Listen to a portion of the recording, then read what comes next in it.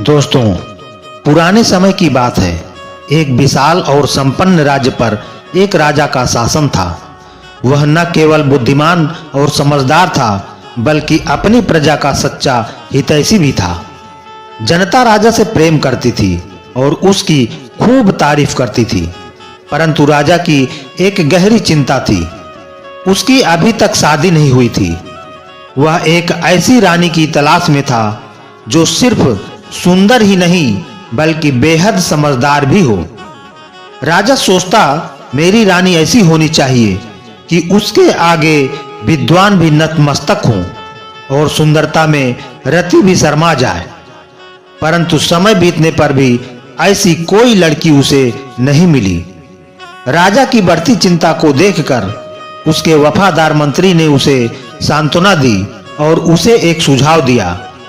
मंत्री ने कहा, महाराज, देश में कई लोग हैं, क्यों ना आप अपने कुछ विशेष दूतों को ऐसी लड़की की खोज के लिए भेजें जो आपकी उम्मीदों पर खरी उतरे। राजा को मंत्री का यह सुझाव समझ में आया। उसने तुरंत दूतों को आदेश दिया कि वे घोड़े पर सवार होकर देश भर में यात्रा करें और जैसे ही ऐसी लड़की मिले तत्काल खबर लाएं। दूत देश के कोने-कोने में गए, परंतु वर्षों की खोज के बावजूद कोई भी लड़की राजा की इच्छा के अनुरूप नहीं मिल सकी। दूतों ने न जाने कितने नगरों और गांव में जाकर सुंदर और समझदार लड़कियों से मुलाकात की, लेकिन एक अजीब सी समस्या थी।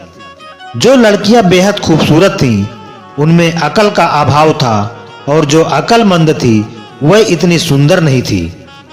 राजा का धैर्य टूटने लगा था। एक बार फिर राजा ने सोचा कि उसकी रियासत का क्या होगा।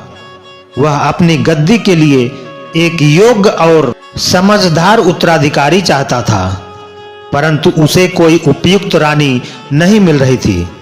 उसकी चिंता हर दिन बढ़ती जा रही थी और रातों की नींद भी उड़ गई थी। एक दिन राजा का सबसे बुद्धिमान और करीबी मंत्री उसके पास एक नया सुझाव लेकर आया। उसने कहा, हुजूर, क्यों ना आप एक गरीब व्यक्ति का भेष धारण करें और नगर नगर घूमें। शायद इस तरह से आपको अपनी पसंद की लड़की मिल जाए। राजा को यह बात बहुत ही अनोखी और रोचक लगी। उसने साधारण वस्त्र पहन लिए और एक गरीब आदमी का रूप धारण कर लिया। महल से बाहर निकलते ही राजा ने महसूस किया कि यह यात्रा उसे एक नए अनुभव से भरने वाली है। अपने राज्य को पहली बार सामान्य व्यक्ति की नजर से देखना एक रोमांचक अनुभव था। राजा नगर के बाहर ही निकला था कि उसे रास्ते में एक किसान मिला जो अपने गांव जा रहा था। राजा ने किसान को मुस्कुराकर सलाम किया और कहा, भाई, अगर तुम मेरे साथ चलना पसंद करोगे तो मैं भी तुम्हें सवारी पर बिठा लूंगा। किसान ने राजा को सर से पांव तक देखा और अचरज से बोला, तुम खुद ही पैदल चल रहे हो, मुझे सवारी में क्या बिठाओगे? राजा ने उसकी बात का जवाब नहीं दिया और बस मुस्कुराते हुए साथ चलने लगा। दोनों चुपचाप साथ चलने लगे, लेकिन किसान को राजा के इस अजीब व्यवहार पर थोड़ा आश्चर्य हो रहा था। थोड़ी दूर चलने के बाद वह दोनों एक खेत के पास पहुंच गए, जहां गेहूं की फसल लहराते हुए खड़ी थी। किसान ने गर्व से कहा, देखो भाई, कितनी सुंदर फसल है। राजा ने गहरी नजरों से खेत को देखा और पूछा, यह फसल कटी हुई है या बिना कटी? किसान उसकी ओर अचंभे से देखने लगा और बोला, अरे भाई, क्या तुम्हें नजर नहीं आता, यह तो कटी हुई नहीं है। राजा ने मुस्कुराकर कहा, कई बार चीजें वैसी नहीं होती जैसी वह दिखती हैं। किसान राजा की इस बात को समझ नहीं पाया, लेकिन उसने कोई सवाल नहीं किया और चुपचाप आगे बढ़ गया। कुछ दूर चलते ही राजा और किसान ने देखा कि सामने से एक अर्थी जा रही थी। कुछ लोग शोक मनाते हुए एक शव को शमशान घाट ले जा रहे थे। राजा ने अर्थी की ओर इशारा करते हुए किसान से पूछा, यह आदमी जिंदा है या मरा हुआ?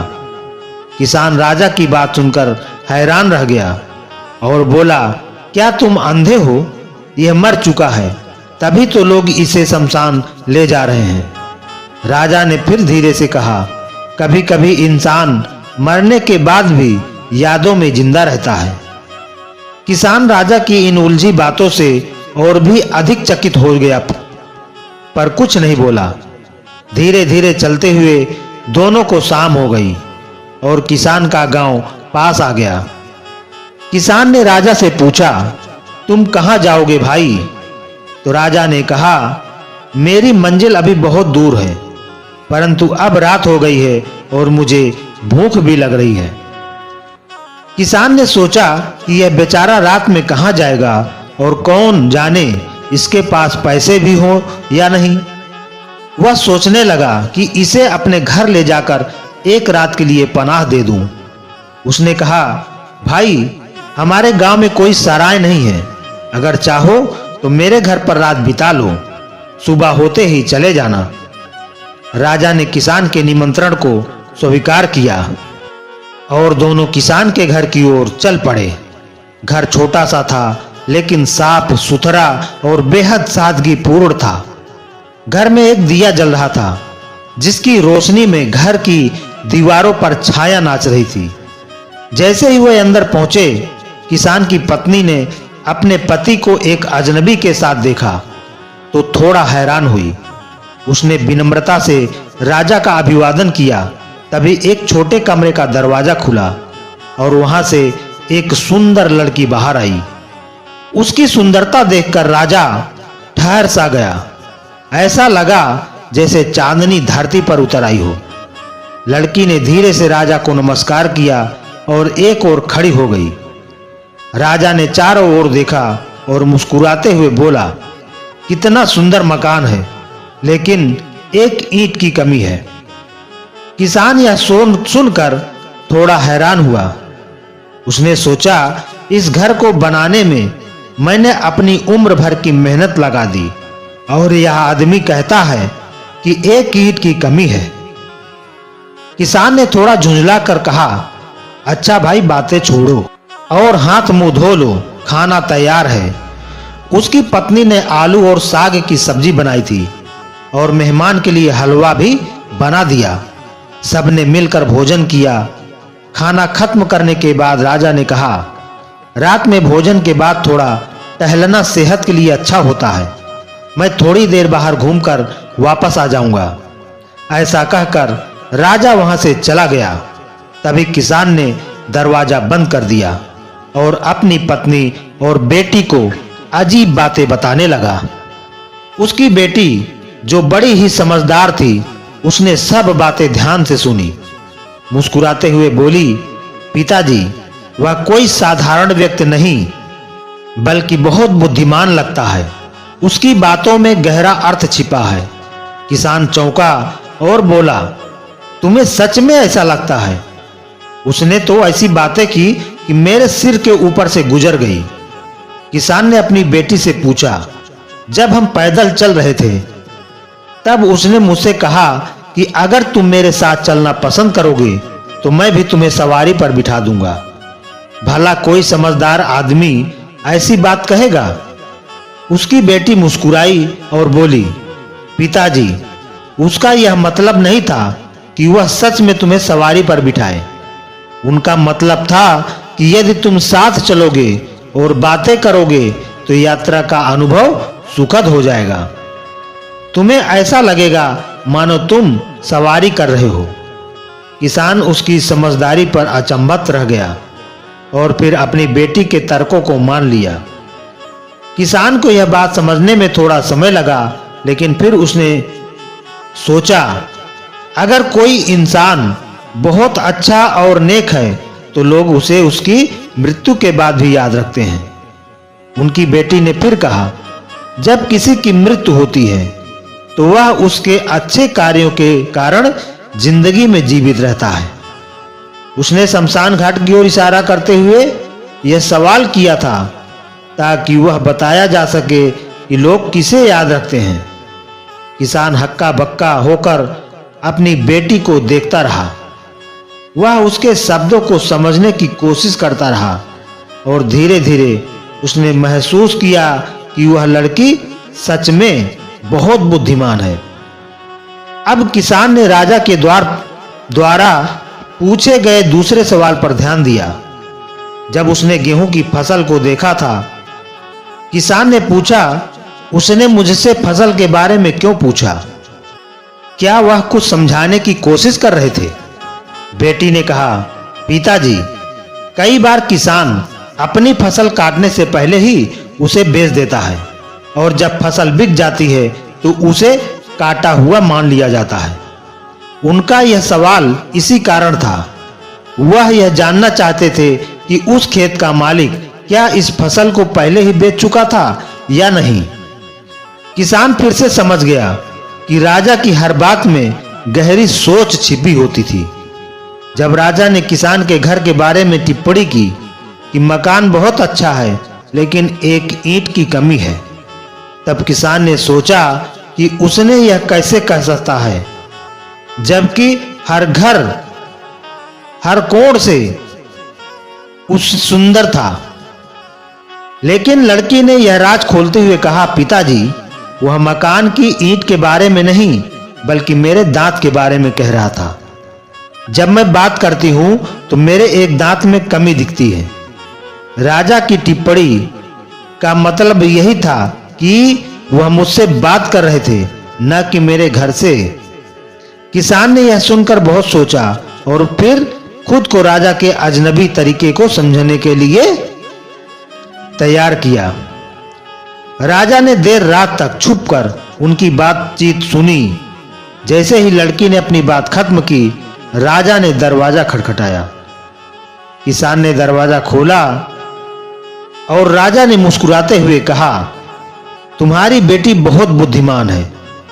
राजा ने अपना परिचय देते हुए कहा, मैं इस राज्य का राजा हूं और मुझे लगता है कि मैं वही व्यक्ति हूं जिसे तुम्हारी बेटी ने बताया।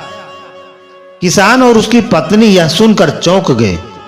उन्हें विश्वास ही नहीं हुआ कि उनके घर में राजमहल का राजा खड़ा था। राजा ने अपने साथ लाए हुए सोने के सिक्कों को किसान को देते हुए कहा, इनसे तुम अपनी बेटी के लिए गहने और कपड़े बनवाना। मैं 1 सप्ताह में बारात लेकर आऊंगा। राजा ने वापस महल लौटकर मंत्री को आदेश दिया कि शादी की तैयारियां शुरू कर दी जाएं। 1 हफ्ते बाद राजा ने अपनी शाही बारात किसान के गांव में भेजी। शादी का माहौल ऐसा था जैसे पूरा गांव किसी बड़े उत्सव में शामिल हो।